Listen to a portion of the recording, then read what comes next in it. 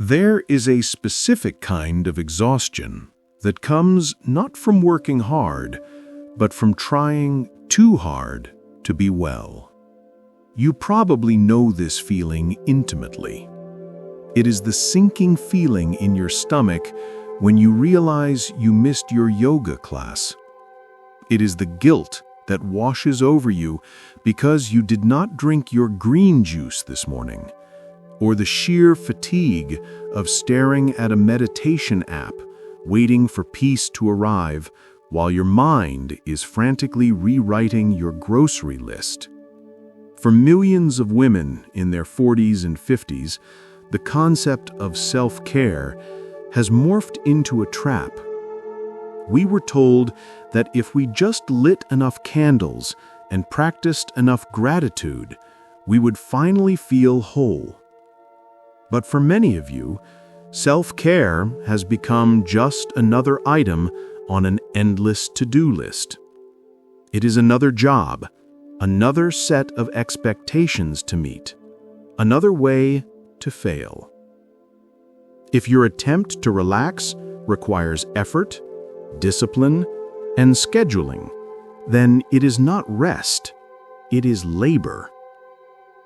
You are operating under the heavy belief that you are a project that needs to be fixed, rather than a human being who needs to be held. Here is the truth that might finally let you exhale. If your wellness routine leaves you feeling drained, it is not serving your spirit, it is serving your persona. In the depth psychology of Carl Jung, there is a critical distinction between caring for the ego, which is your public image, and caring for the soul, which is your true essence. Right now, you might be polishing the mask, while the woman behind it is starving for real nourishment. In the next few minutes, we are going to dismantle the industry of performative wellness. We are going to stop adding more tasks to your overwhelmed life. Instead, we are going to explore the art of subtraction. We will discover how to stop performing health and start actually receiving relief. You do not need another face mask. You need permission to stop trying so hard. Let us be honest about something that is rarely spoken aloud. The modern wellness industry has done something dangerous to women in midlife. It has taken the sacred act of rest and turned it into a competitive sport. We are no longer just expected to be good mothers, good wives, and good employees. Now we are expected to be good at relaxing too. We are bombarded with images of women who wake up at dawn, meditate in pristine white rooms, drink complicated green smoothies, and journal their gratitude before the sun comes up. And when you look at these images, you do not feel inspired. You feel inadequate. You feel that you are failing at the one thing that was supposed to help you. To understand how this is crushing you, I want to tell you a story about a woman named Elena. Elena is 52 years old. She is caring for a mother with early dementia, and she has a teenage son who is struggling in school. Elena read a book that said, "Successful women win the morning." So, she decided to fix her exhaustion by creating the perfect self-care routine. Let us walk through her morning. The alarm goes off at 5 a.m. Her body is screaming for more sleep. Her bones ache with that deep fatigue we talked about. But she forces herself out of bed, because that is what the disciplined woman does. She unrolls her yoga mat in the living room. She forces her stiff body into a downward dog. Her mind is not quiet. Her mind is racing. She is thinking about her mother's doctor appointment. She is thinking about the email she forgot to send. But she pushes those thoughts down. She forces herself to breathe. 7 counts in, 7 counts out. It feels like labor. It feels like she is holding her breath underwater. Next, she goes to the kitchen. She makes the celery juice she saw on Instagram. It tastes cold and bitter. But she drinks it because it is supposed to be good for inflammation. She sits down to write in her gratitude journal. She writes 3 things she is thankful for, but inside, she does not feel grateful. She feels resentment. She feels a tight knot of anxiety in her chest. By the time her family wakes up at 7 a.m., Elena has already performed 2 hours of self-care. She should feel zen. She should feel glowing. But when her husband asks where his keys are, she snaps. She screams at him. A wave of white-hot rage rises up from her belly. And then comes the shame. She thinks, I just spent 2 hours doing self-care. Why am I so angry? Why am I such a failure? Here is the diagnosis that Elena needs to hear. And maybe you need to hear it too. Elena was not practicing self-care. She was practicing self-control. She was using wellness tools to beat her tired body into submission. She was treating herself like a broken machine that needed to be optimized, rather than a weary soul that needed to be heard. This is what I call the wellness trap. For women in the sandwich generation who have spent decades managing the lives of others, self-care often becomes just another management project. You apply the same efficiency, the same perfectionism, and the same intensity to your healing that you apply to your work. You research the best supplements. You track your sleep scores. You monitor your steps. You optimize your diet. You turn your own body into a high-stakes project. But here's the catch. Your nervous system cannot tell the difference between the pressure to finish a report for your boss and the pressure to finish a meditation session perfectly. Pressure is pressure, and your body interprets all pressure as a threat. So when you are forcing yourself to relax, you are actually keeping your body in a state of fight or flight. You are generating cortisol while sitting in the lotus position. This is why you feel more exhausted after your routine than before it. You are burning energy to maintain the performance of being well. This is a form of high-functioning anxiety masquerading as health. It is the persona of the wellness warrior.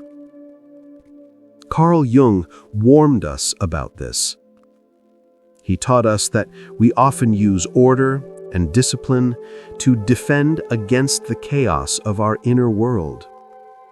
We are terrified of what we might feel if we actually stopped. If Elena had stayed in bed at 5 a.m., if she had just lain there in the dark, she might have had to feel her grief about her mother. She might have had to feel her fear about her son. She might have had to feel how deeply lonely she is. So, Instead, she got up and drank the juice. She used the routine as a shield to protect herself from her own shadow. But the shadow always wins in the end.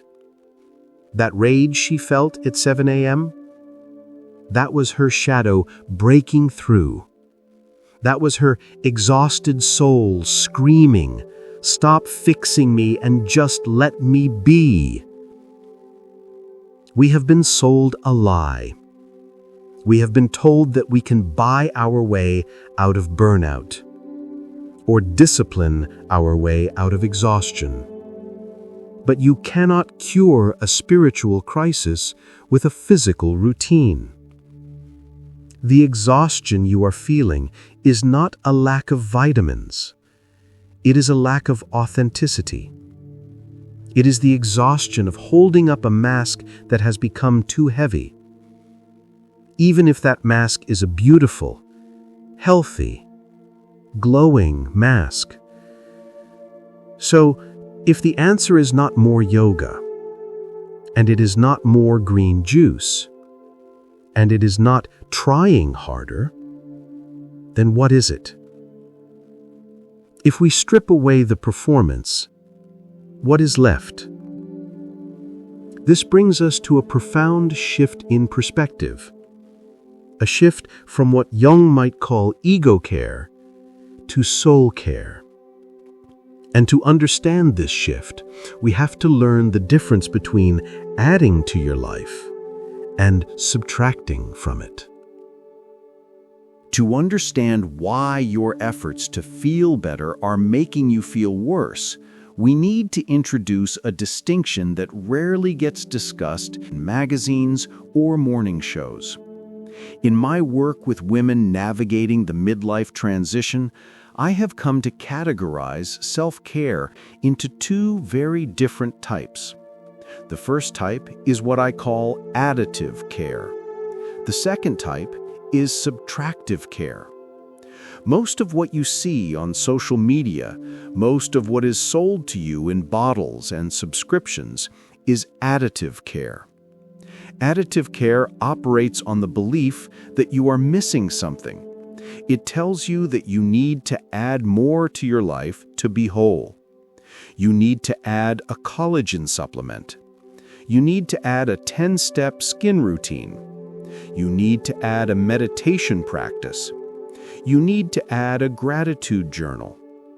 It treats your body and your soul like a construction project that is never finished, always needing a new coat of paint, always needing a renovation. For the ego, which is the part of you that cares about how you appear to the world, additive care is seductive. It feels like an achievement. When you check off those boxes, your ego gives you a little hit of dopamine. Look at me, it says. I am doing the work. I am taking care of myself.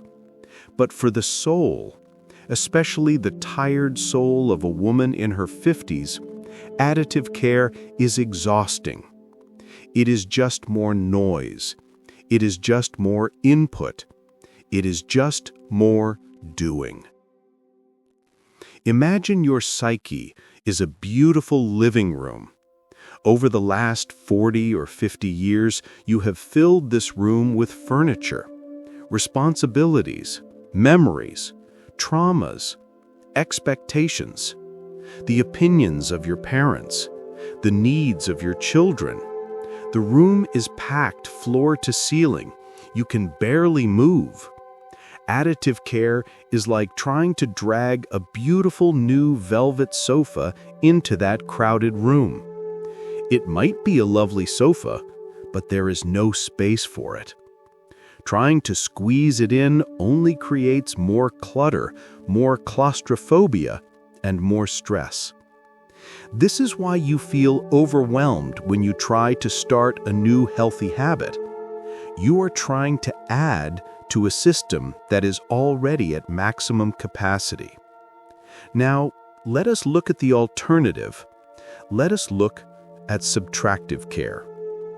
This is the path that Carl Jung hinted at when he spoke about the second half of life.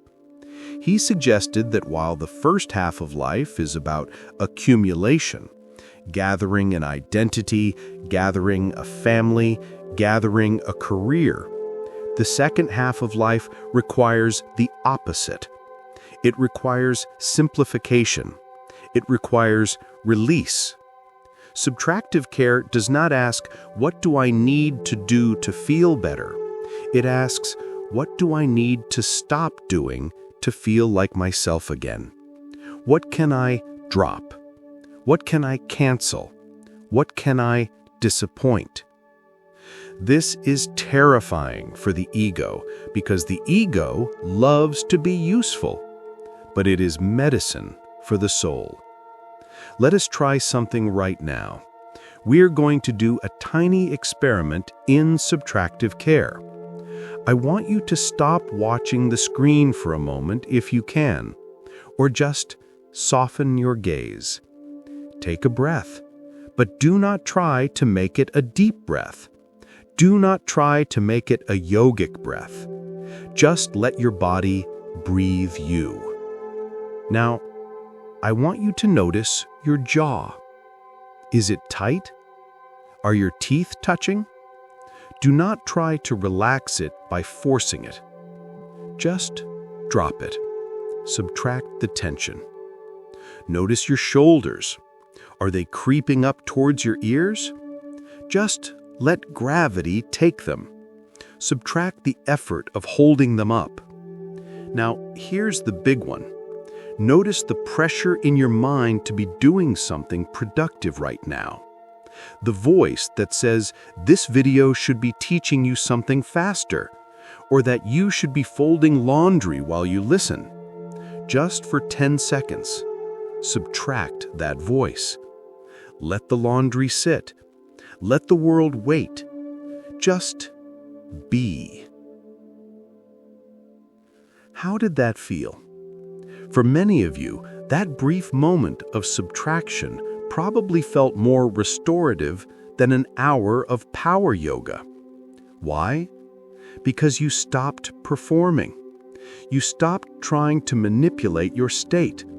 You simply removed the interference and let your natural state of being surface. This is the core of soul care. It is based on the radical belief that you are already whole underneath the exhaustion. You don't need to build peace. You just need to uncover it. But here's why this is so hard for us. Here is why we resist subtractive care and run back to our to-do lists. When we subtract the busyness, when we subtract the noise, we are left with silence. And silence, for a woman who has spent her life running, can feel dangerous. In the silence, the things we have been avoiding begin to surface. The grief we haven't cried, the anger we have swallowed, the realization that maybe, just maybe, we are not happy with the life we have built. This is the shadow work. This is why it is easier to buy a new face cream than it is to sit in a quiet room for 10 minutes. The face cream gives us a task. The quiet room gives us the truth.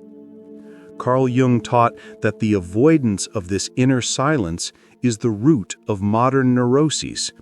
We fill our lives with things and tasks and noise because we are terrified of the void. But the void is where the magic happens. The void is where the energy lives. Think about a garden in winter. It looks like nothing is happening. The ground is hard. The trees are bare. If you were practicing additive care, you might go out there and paint the branches green or glue fake flowers onto the stems to make it look alive. That's what we do with our coffee and our face creams and our fake smiles. But nature practices subtractive care. It pulls the energy back. It goes dormant. It rests deep underground. It does not try to bloom in January. It waits. And because it waits, because it does nothing, it has the power to bloom again in spring. You are currently in the winter of your energy cycle, but you are trying to force a perpetual summer. You are trying to bloom when your soul is asking to go dormant. Subtractive care means honoring the winter. It means saying no, not because you are mean, but because you are conserving energy for the next season. It means disappointing people, not because you don't love them, but because you can't pour from an empty cup. It means letting the house be messy, because your peace of mind is more important than your baseboards. When you start to practice this, you will feel guilt. We talked about this before. The guilt will come. It will tell you that you are lazy. It will tell you that you are letting everyone down. But I want you to reframe that guilt. That guilt is just the sound of your old programming dying. It is the sound of the persona protesting because it is losing its control over you. Let it protest. You are listening to a deeper voice now. You are listening to the voice of the soul. And the soul does not want more things to do. The soul wants space. It wants emptiness. It wants you to put down the heavy bags you have been carrying for 40 years. So, how do we do this practically? How do we implement subtractive care in a world that demands more of us? How do we carve out this space without getting fired or divorced or letting our lives fall apart? It does not require a retreat to the mountains. It does not require you to quit your job tomorrow. It starts with small, almost invisible acts of refusal. It starts with the art of doing nothing and finding out that the world keeps spinning anyway. Let's look at what this practice looks like in the messy, real, beautiful reality of your daily life. The practical application of subtractive care brings us to a concept that might sound alien to your modern American life. It is the ancient art of doing nothing. And I do not mean checking your phone while sitting on the couch. I do not mean watching Netflix while folding laundry. I mean truly, profoundly doing nothing. The Taoists called this Wu Wei, which translates to effortless action. Carl Jung understood this principle deeply. He believed that the psyche has a self-regulating function. Just like your body knows how to heal a cut without you telling it what to do, your psyche knows how to heal your exhaustion if you simply get out of the way. But we never get out of the way. We are constantly interfering, constantly managing, constantly trying to optimize our own healing. So, how do we practice this art of non-interference in our daily lives? How do we apply Wu Wei to the chaos of the sandwich generation? First, we must completely reframe the purpose of rest. Right now, you likely view rest as a pit stop. You think of yourself like a smartphone or an electric car. You rest to recharge. You rest so that you can get back to work. You rest so that you can be productive again tomorrow. This mindset poisons your rest. It turns rest into just another servant of your productivity. It means you are still in the cycle of using yourself.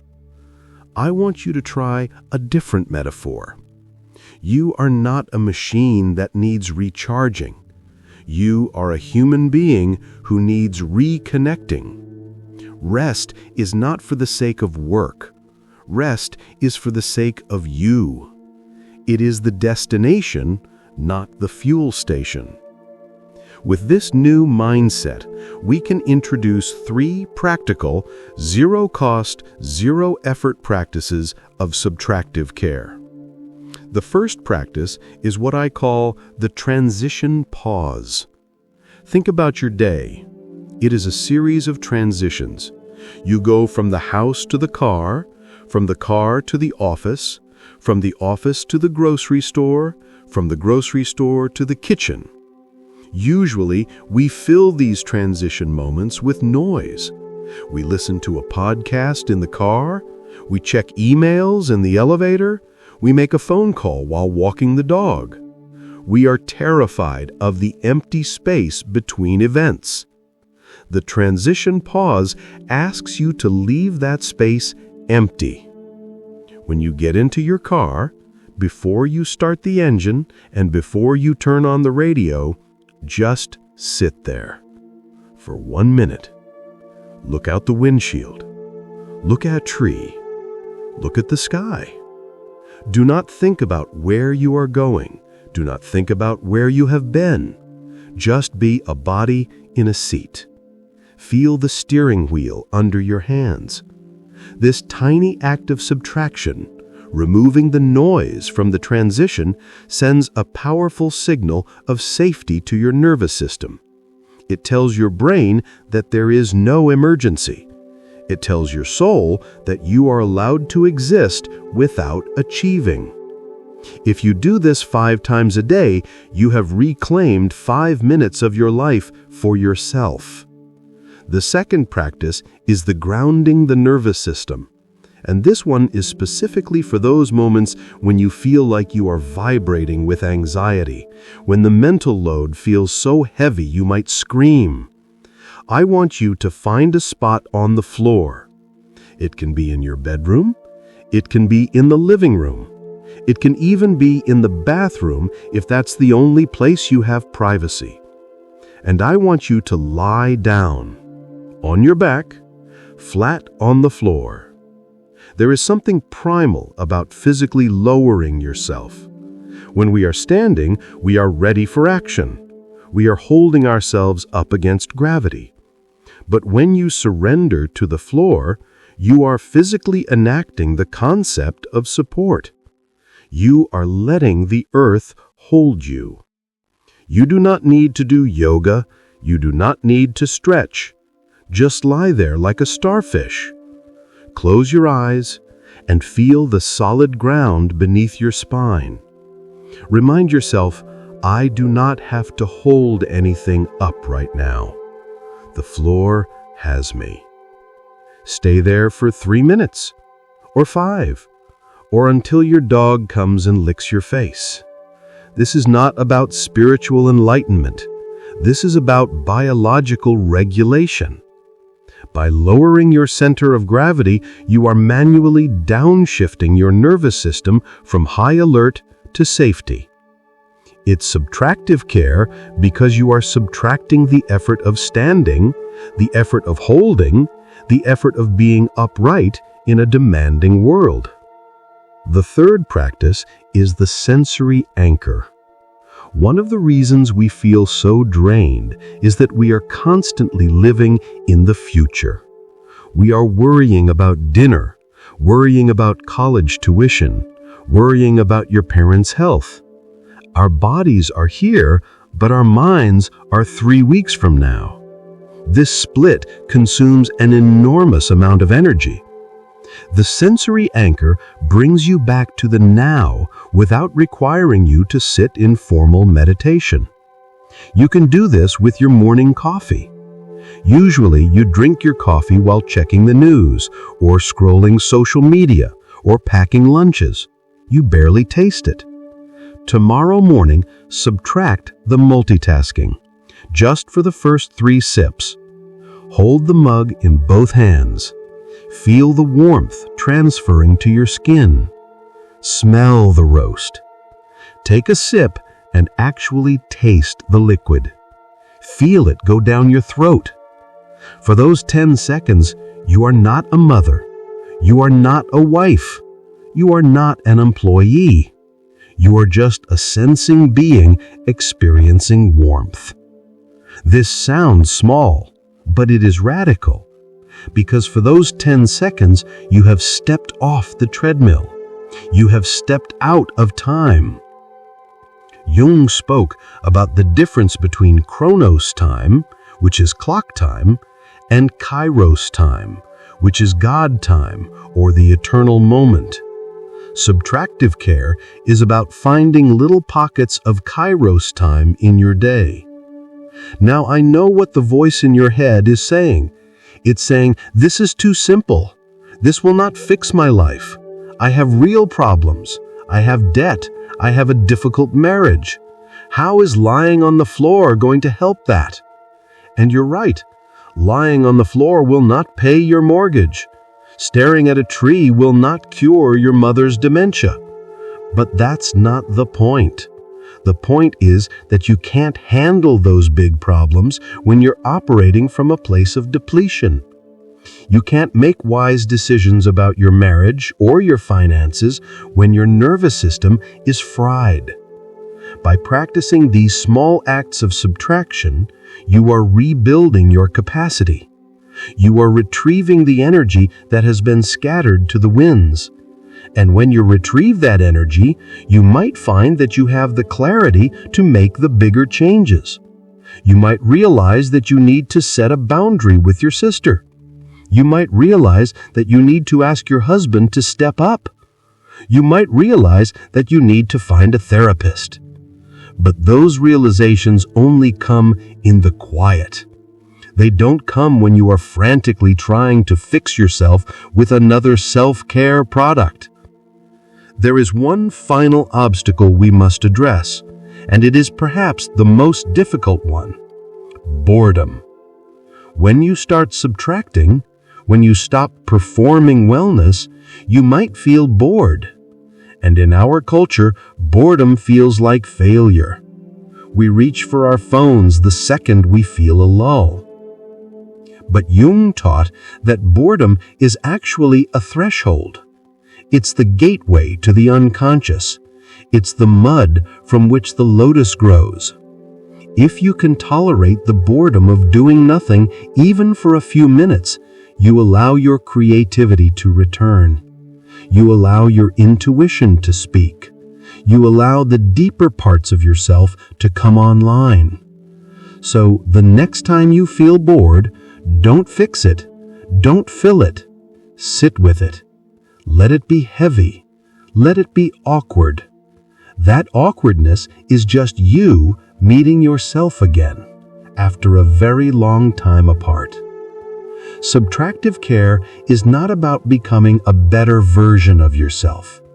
It is about unearthing the version of yourself that existed before the world told you who you had to be. It is about trusting that you are enough, just as you are, without the green juice, without the perfect yoga pose, without the constant striving. You are enough simply because you exist. We have walked a long path together today. We have dismantled the heavy machinery of performative wellness. We have looked at the green juices and the meditation apps and the endless pursuit of self-improvement, and we have dared to ask, is this actually helping, or is it just another heavy bag I am carrying?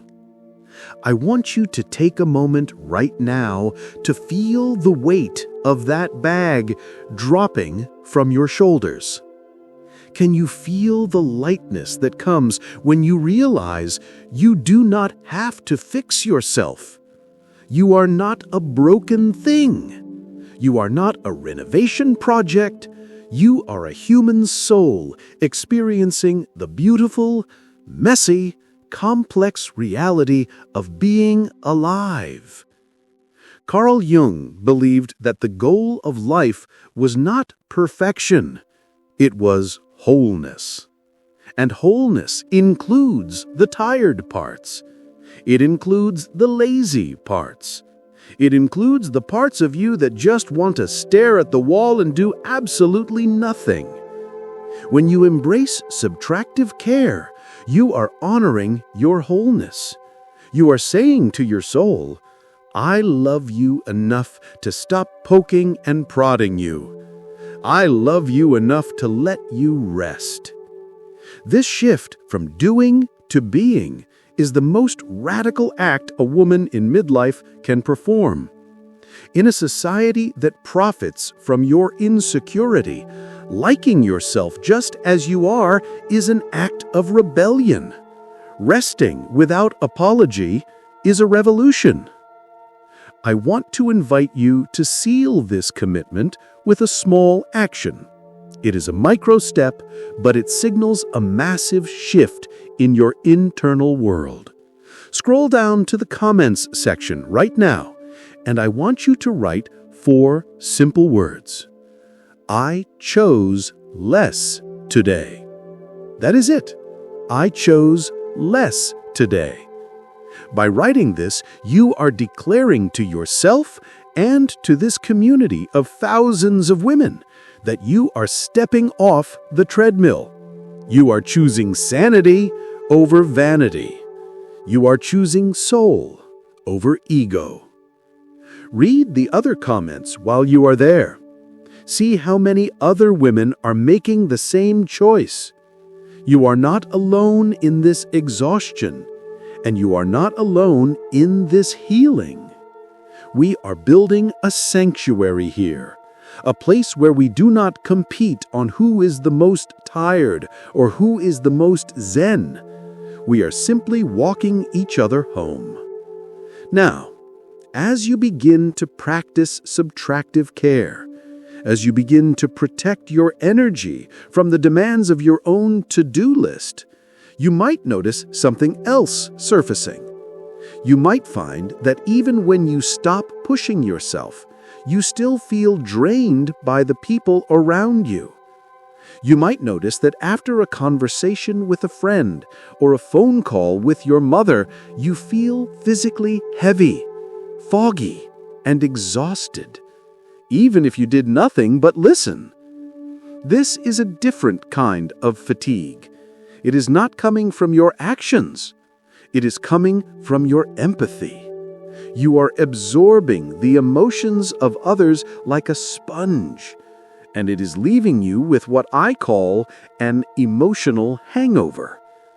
If you have ever felt completely wiped out after being in a crowded room or felt someone else's sadness as if it were your own, then you need to understand the mechanism behind this. It is not just that you are sensitive. It is that your boundaries have become porous. If you want to continue this journey of reclaiming your energy, I invite you to watch my next video, The Emotional Hangover, for the woman who is tired of feeling everything so deeply. In that video, we are going to explore why midlife women become psychic sponges. I will share Jungian tools to help you distinguish between your feelings and the feelings you have adopted from others. We will learn how to wring out the sponge so you can stop carrying the emotional baggage of the entire world. You have learned how to stop draining yourself with tasks. Now, let us learn how to stop being drained by emotions. It is the next critical layer of your protection. If this message resonated with your spirit today, please consider subscribing to the channel. Think of this subscription as a vote through your own well-being. It is a way of saying, I want more of this quiet wisdom in my life. I want to be reminded that I am enough. Click the like button, not for the algorithm, but as a gentle high five to yourself for showing up and doing the work of undoing. Share this video with a friend who is trying too hard, the friend who is always on a new diet or starting a new regimen. Give her the gift of permission to stop. Tell her you do not have to earn your rest. Thank you for spending this time with me. Thank you for your courage to do less. Remember, your worth is not measured by your productivity. It is measured by the depth of your presence. Be gentle with yourself today. Do less, feel more. And I'll see you in the next video.